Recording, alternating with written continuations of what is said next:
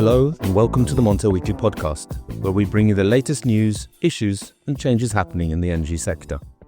This week has seen the release of a focus on the future of nuclear power by the Tony Blair Institute for Global Change. A new nuclear age is beginning, they say, and that we can no longer afford to ignore the potential of this powerful technology. It also says the world cannot let unfounded public concern stand in the way of progress. We'll hear from a co-author of this report, which also states analysis by the International Energy Agency and the Intergovernmental Panel on Climate Change suggests that rapid expansion of nuclear power is needed to meet global climate goals. We'll look at the implications of that and hear too about the historical and current opposition there's been to nuclear power. Public opinion on nuclear seems particularly tied to historical events and regional politics. Scotland offers a fascinating case study. Here's a short clip from Dr. Ewan Gibbs, who is senior lecturer in political and international studies at the University of Glasgow. He's a historian who focuses on energy, industry and protest. We asked him how Scotland's anti-nuclear history has shaped current public opinion. I also think in terms of public opinion that it's probably the case that nuclear doesn't have the same negative associations and the same strength it did in the past because the focus has been on carbon emissions in recent decades.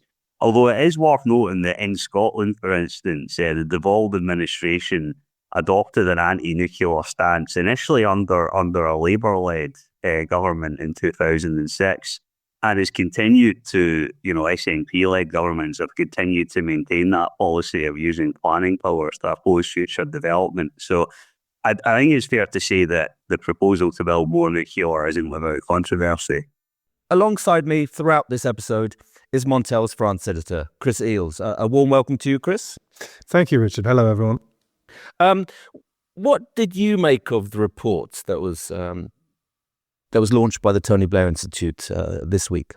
Well, the Tony Blair Institute issued a report that's saying essentially that nuclear power, the rollout of nuclear power has been held back by an inaccurate narrative against nuclear power since the Chernobyl disaster.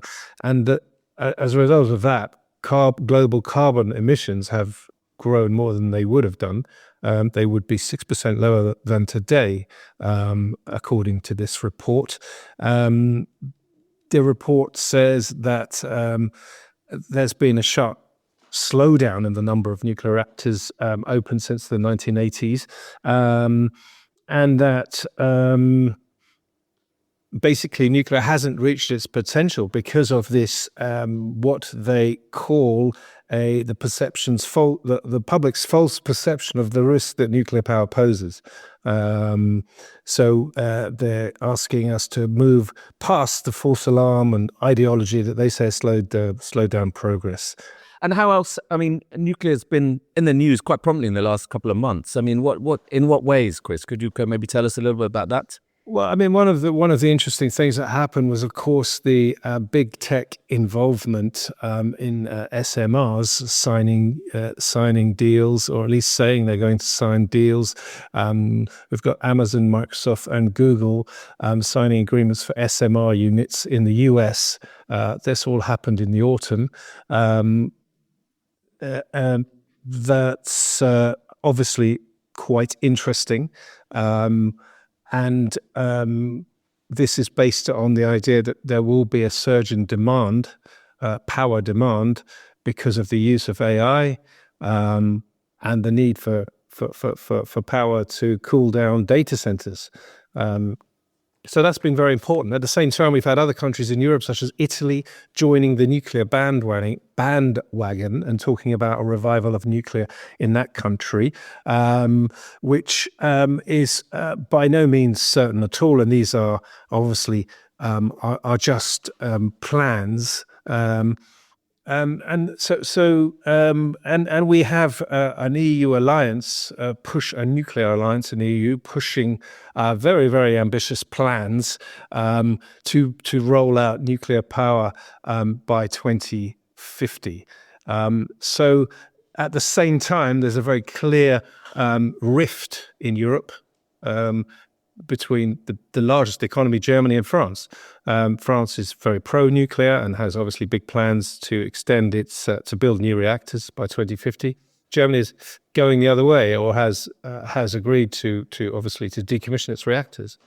So there's a rift, and that's showing up in various. Obviously it's a long ongoing rift that's been showing up in various discussions within Europe recently, particularly over the clean industry deal that they're trying to get through, with demands by France for nuclear to be seen in an equal light as renewables, for example, and in a campaign to get more funding from nuclear and from other sources, European Bank, etc. So those are some of the issues that are happening. There's a clear push for nuclear, a revival in the context of the war in Ukraine, which has given an opportunity for proponents of nuclear to push their very, very ambitious plans. Thank you very much, Chris. I mean, I'd like to go on to our guests now. And joining me also is Tone Langengen, who is the Senior Policy Advisor, Climate and Energy Policy at the Tony Blair Institute for Global Change. And she's the co-author of the report I've mentioned in the intro and that you've also alluded to, Chris. Now, a warm welcome to you, Tone. Thank you very much. Great to be here. Your report suggests that global carbon emissions would be 6% lower than today, as Chris mentioned in his scene setter, if it were not for the inaccurate narrative against nuclear power since the Chernobyl disaster that has created unfounded public concern, as I also mentioned in the intro. But how significant is that concern globally in 2024, Tone? Yeah, so I think if we take one step back, nuclear power came on the scene in kind of 1950s, and it was seen as one of the kind of great inventions of our time and the kind of solution to feed an increasingly energy-hungry world with power. The kind of initial years of the 50s, 60s, 70s saw a kind of rapid rise in the take-up of technology, which kind of led to further innovations and kind of new opportunities within the nuclear industry.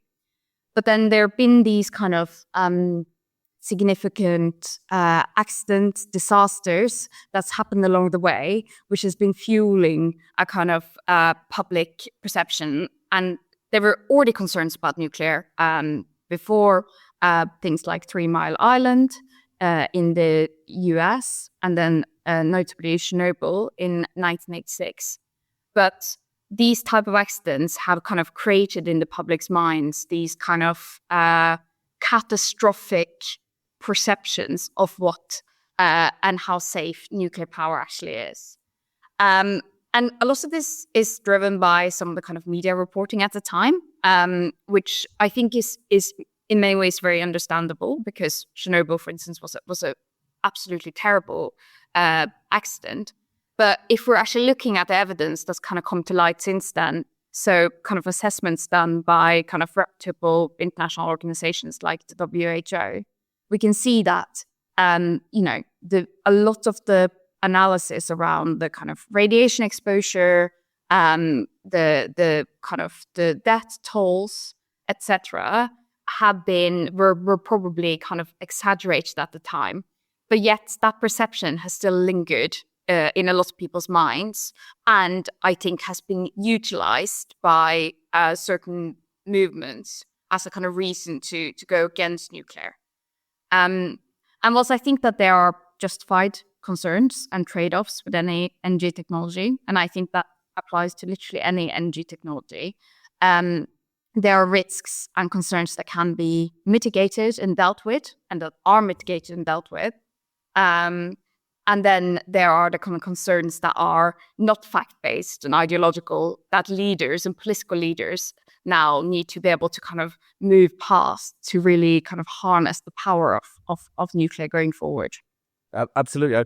But if I can add to that, I think, Angela Merkel, the former Chancellor of Germany, was so horrified by what she saw at Fukushima. She scrapped, decommissioned or announced an end to nuclear power in the country with the immediate closure of 8 nuclear reactors. And that was before any kind of the deaths were announced or the scale of the accident was fully known.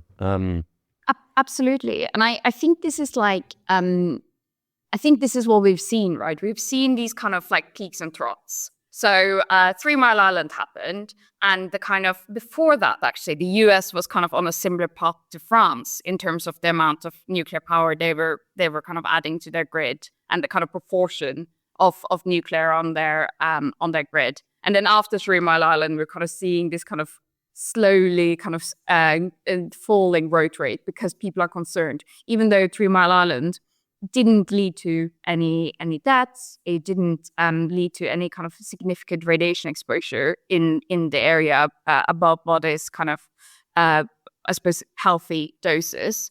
And the same with Chernobyl had certain effects, which meant that countries like Italy, and as you say, it also started the process in Germany, in a number of other countries, especially around Europe, where they turned their back on the technology as a whole, rather than kind of waiting and taking that kind of fact-based assessment. And I think the German example is a really stark one, actually, because we're seeing now what this means for the kind of German energy system and their kind of energy cost and competitiveness.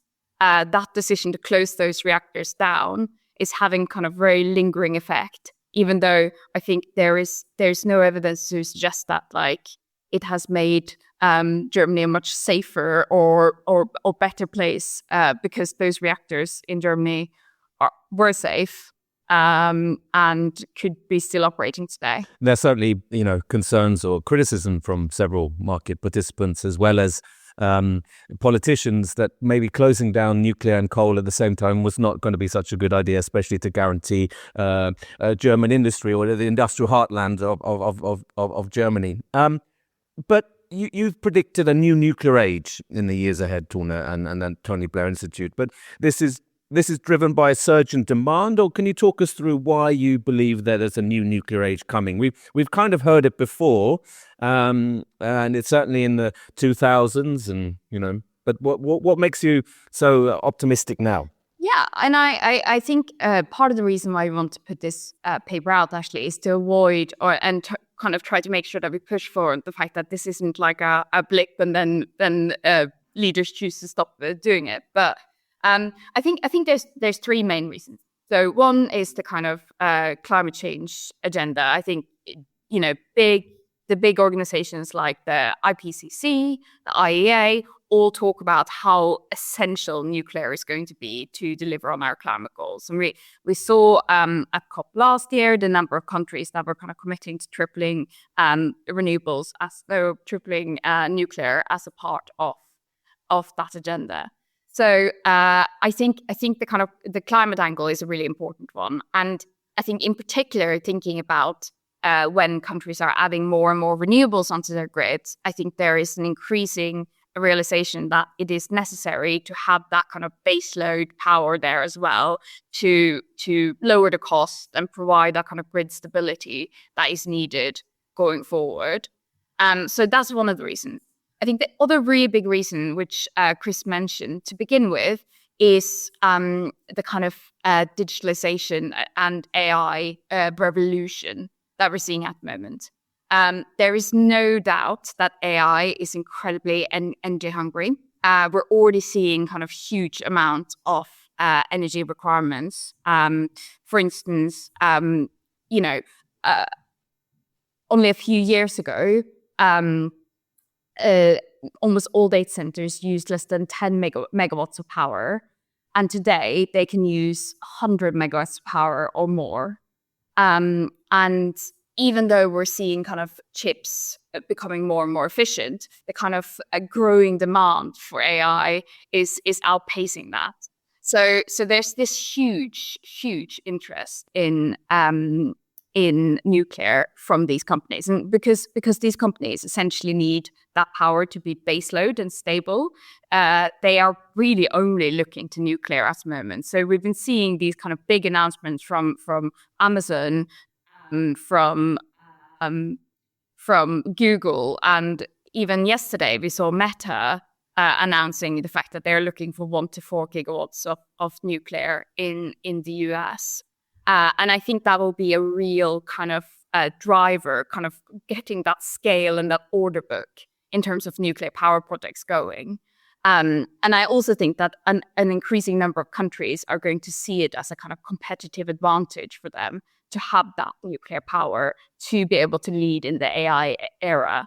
I think a good example of this actually is Japan, who obviously closed down their reactors after Fukushima. And we're now seeing them restarting and really doubling down on that restart process, in particular to be able to kind of power their AI ambitions.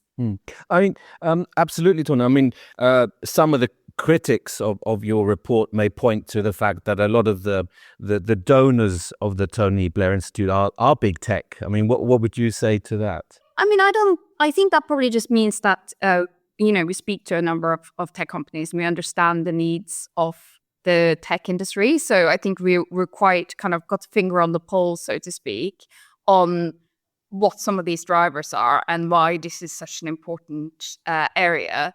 And I think, so we earlier this week, we actually published 2 reports. One was looking at this kind of counterfractional scenario.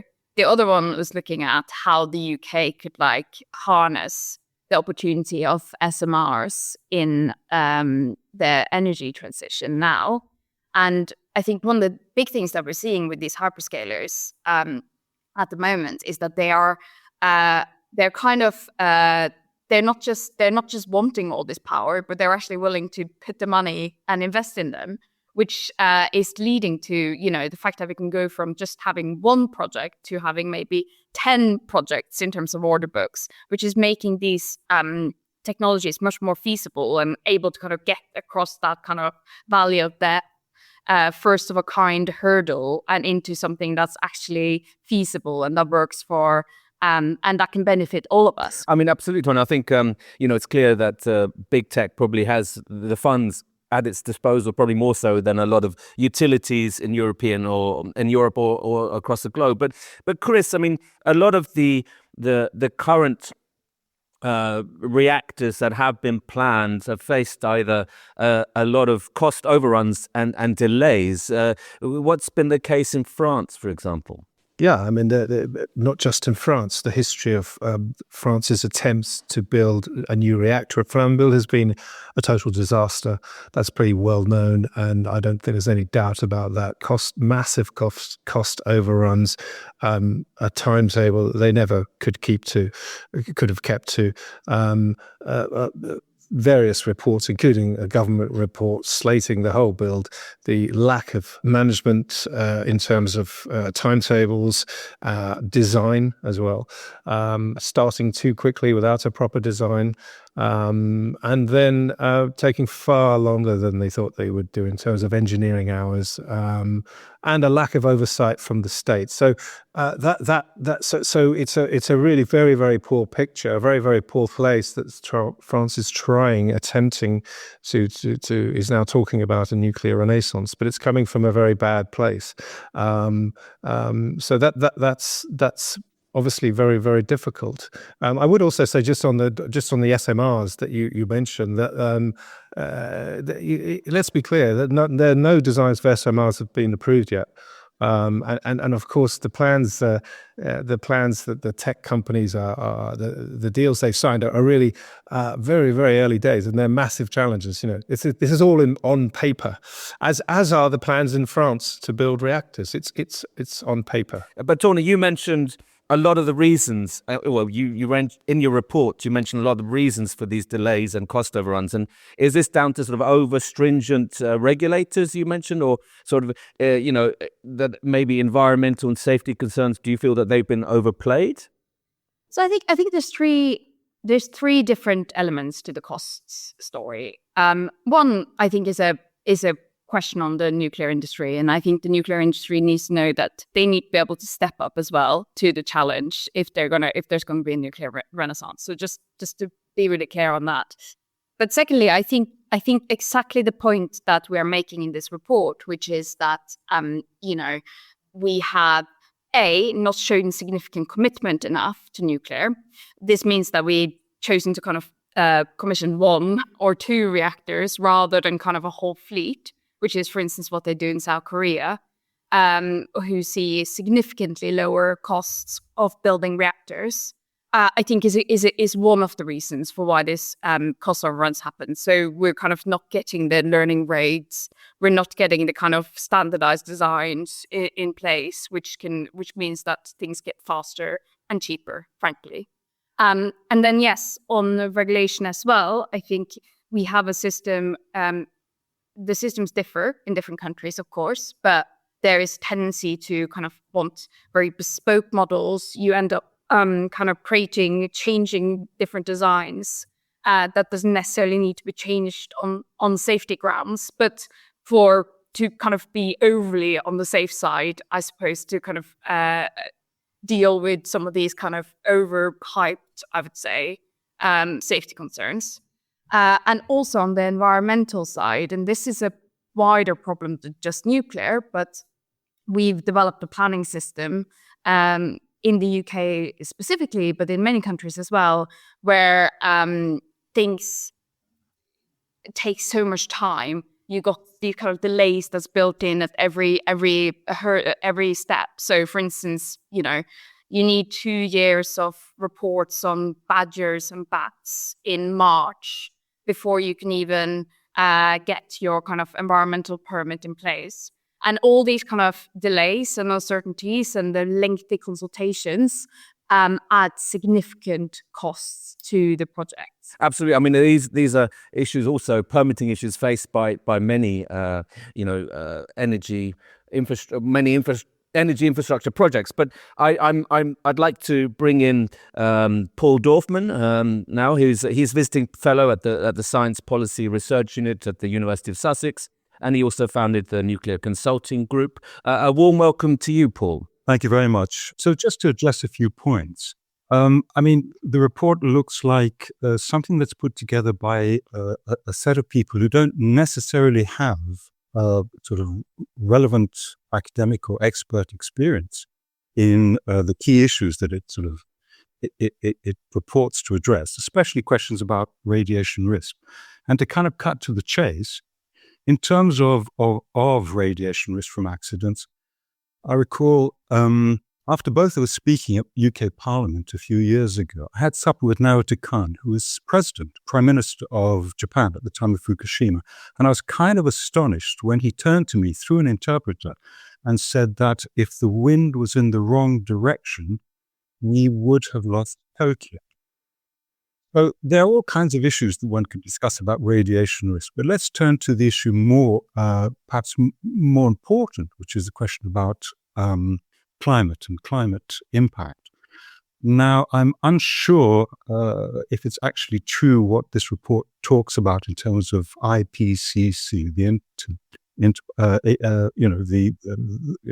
key issue, the key organization about climate change. Now, IPCC AR6. A report 2023 states quite clearly that currently renewables are 10 times better, 10 times more efficient at CO2 mitigation in terms of mitigating the climate gases that we have than nuclear. Now let's also turn to the other kinds of the kinds of discussion that our colleagues have talked about. Now, in terms of climate, the International Energy Agency, which also the report alludes to, states quite clearly that renewables will do the heavy lifting for the energy transition, which to a certain extent leaves nuclear as a kind of some sort of backup, basically, to the renewables evolution. The problem with that, of course, is that nuclear is probably the last thing that you want to back up the variability of renewables, because it doesn't load follow very well. In other words, it doesn't power up and power down very well. Of course, it can do for safety reasons, but in doing so, what it does, it makes the economics, the fiscal problems of nuclear hugely more problematic. And of course, as we know, the problems, the economic problems with nuclear are very, very great. Just turning to Hinkley Point C, the projected capital cost of Hinkley Point C is 6 times the original projected cost. Thank you, Paul. I mean, Tony, would you like to comment on how well nuclear fits with renewables? Because obviously, the world, Europe in particular, will roll out a massive amount of renewables over the coming years. That will be in place before potentially new reactors in the countries that we've mentioned. How does that fit in with nuclear, new reactors? So my view on this, and this report is definitely not meant to be a kind of anti-renewables piece. I think that renewables are great, and I think they're going to be probably the most important part of this transition. So I think we're fully aligned on that. I do think, however, that what we're seeing is that to kind of create a kind of balanced energy system for the future that is low cost, stable, strong, with the technologies that we have available to us, nuclear offers a really good kind of counterbalance for a renewable space system. So, for instance, I know that the Department of Energy in the US have done some research looking at the California grid, where they found that the system costs with a system with renewables and nuclear is 37% lower than one with renewables and storage only. And I think that cost point is really important, because if we're going to bring people along on the transition, bring industry along on the transition, and make the transition something that's kind of goes along with economic growth, it is essential to be able to deliver those low-cost energy systems. So I don't think it's an either-or question. And I think actually this is the kind of also the wider point that we're trying to make in this piece. A lot of groups have a lot of problems with a lot of the technologies that we need for net zero, a lot of the things that we need to do for net zero. People are against transmission lines in their areas. People are against carbon capture and storage. And all of these type of kind of what I think are often quite ideological opposition is going to slow down transition, and it's not going to make it happen, and are ultimately going to be a much greater risk to humanity and our societies than action. I mean, I think this is as I said earlier, I think this is also generally true for a lot of infrastructure build. But Paul, before you come back on that point, I mean, we talked a little bit about SMRs. Do you think they could make nuclear more competitive with renewables? Or renewables already much cheaper? Nuclear's share of global electricity production has almost halved from 1996 to 2023. So that's largely due to the high costs and delays to nuclear. Now, it sounds kind of astonishing, but nuclear adds only as much electricity in a year as renewables add every few days. For example, and this is true, and I'm happy to reference this, China is now installing wind and solar capacity equivalent to 5 new reactors weekly. I mean, that's an astonishing statistic. And I'm very happy to back that up. Now, in terms of SMRs, there are no functioning SMRs. Now, if they were to work, well, kind of great. But what have we seen so far? We've seen NuScale, the American Best Hope, collapse amid sort of financial distress. We've seen EDF's SMR effort collapse at the same time. And perhaps what's sort of more concerning is this question of climate and nuclear. Now, we know that all nuclear, including SMRs, need to be situated by the coast or by large bodies of water or by the rivers. And the US Nuclear Regulatory Commission, the head of sort of nuclear regulation in the US, says that 55 of US nuclear sites have already experienced flooding hazard beyond their design base.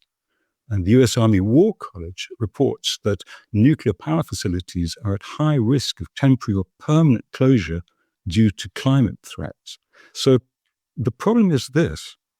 nuclear has to be by the coast or by rivers or by, and that includes SMRs.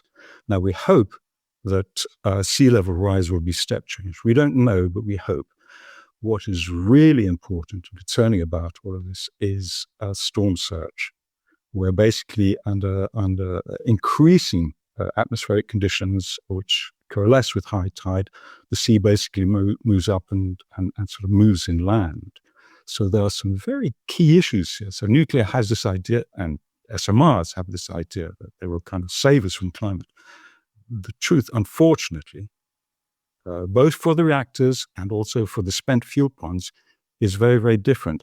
And if one looks at IMEC, the UK Institute of Mechanical Engineers, some time ago, they were reporting that UK coastal nuclear will be at significant risk. So, Tone, how should the nuclear industry address the vulnerabilities that Paul has highlighted here? What should be done? I mean, a lot of, as Paul said, a lot by coastal, either coastal locations or also on rivers, which are also seeing an increase in temperatures sort of every summer. So, how can the nuclear sector cope with this or deal with those kind of issues? So, first of all, just to say, it's great to hear that we're totally aligned on the fact that we need to take adaptation seriously, and we need to do that now. I think to a certain degree, first of all, we're really lucky at the moment because we have much better kind of capabilities in terms of kind of AI, digital twins, etc., that can help us model what these potential climate impacts might be, and how we can then create the kind of right safety systems, do the right siting to avoid those impacts. And one of the things that we argue for in our report is kind of better use of these type of tools to do better strategic siting and planning, which I think can be essential in terms of making this work.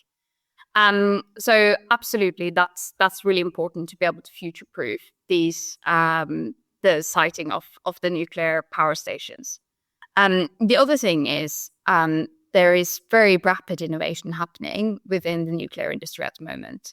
So one thing is the kind of generation 3 plus kind of water-based SMRs, but we're also seeing kind of advanced modular reactors, generation 4 reactors being developed, which use different cooling solutions, which can then also be placed in different areas of the country.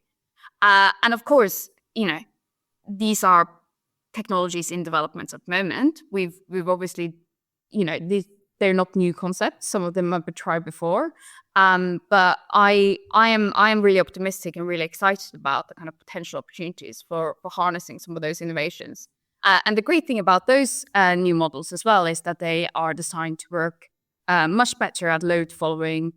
They can provide really high-grade heat, which can help decarbonize industrial processes. So there's a whole range of kind of future opportunities. And I think we would be foolish not to pursue and look at how these kind of innovations could help decarbonize our economy cheaper and more effectively. I'm very conscious of the clock here, Paul and Tonya, and I'd like to Paul, if you can respond, and Tonya, a last word from you, and then I'm sorry, we're going to have to call it a day there. But Paul, over to you. Okay, the key issue is climate, basically, and do we have time? According to UK government global data, it takes up to 17 years to put down just one nuclear power plant in terms of global data. Hinkley Point C planning started 2008. That was after Tony Blair's 2005 Nuclear's Back with a Vengeance. Updated estimated construction time, about 13 years. So planning to operation about 23 years, at 6 times the original projected cost. EDF famously predicted UK would be cooking Christmas turkeys with power from Hinkley Point C by 2017. The key problem with nuclear is this, okay? Apart from climate, apart from the economics, apart from the radiation risk and the security risk that we all understand after, what's been going on in Ukraine, we don't have time for nuclear. It's just much too late for climate or energy crisis. Thank you, Paul. And Tonya, why is nuclear the answer? First of all, I just want to kind of very, very quickly respond to that, because I actually think that encapsulates a lot of what we're saying in the report. There's often a kind of chicken and egg type of argument around nuclear, which is basically saying, well, nuclear is really slow and expensive, so we shouldn't do it. I think that part of the reason why it's slow and expensive is a policy choice, right? We have made some choices that are making it more expensive by not committing to kind of large fleets, by not making the planning system and the regulatory system permissive and work with the kind of actual risks and rewards of the technology. We are kind of imposing these timelines. And in some ways, that's the same thing with renewables, right? The kind of the stat that was often pulled out a lot in the UK has been that it takes 12 years to build an offshore wind farm. And we're not resigning ourselves to that. We don't think that's okay in the kind of timescales that we need to address climate change. And I think the same goes with nuclear, because we can build a lot of reactors in the time between now and 2050, offsetting loads of emissions. As I say, if we had continued the kind of commitment to nuclear that we saw in the kind of 70s and 60s and early 80s as well, global emissions could be, global energy-related emissions could be 6% lower today. So I don't buy the premise that Paul is putting out. I think that we need all of these technologies to make net zero happen. And I think that in the world as it is now, where energy is such a strategic resource, countries are going to turn to nuclear, and we should do it in the right way to make it as cheap and quick and efficient as possible. Thank you. I realize it's quite a polarized debate, so there's a very sort of strong pro and very strong anti-feeling, but thank you very much for clarifying your positions and being guests on the Montel Weekly podcast. It's been a fascinating discussion, and thank you, listeners, for tuning in. But first of all, thank you, Tone, Paul, and Chris.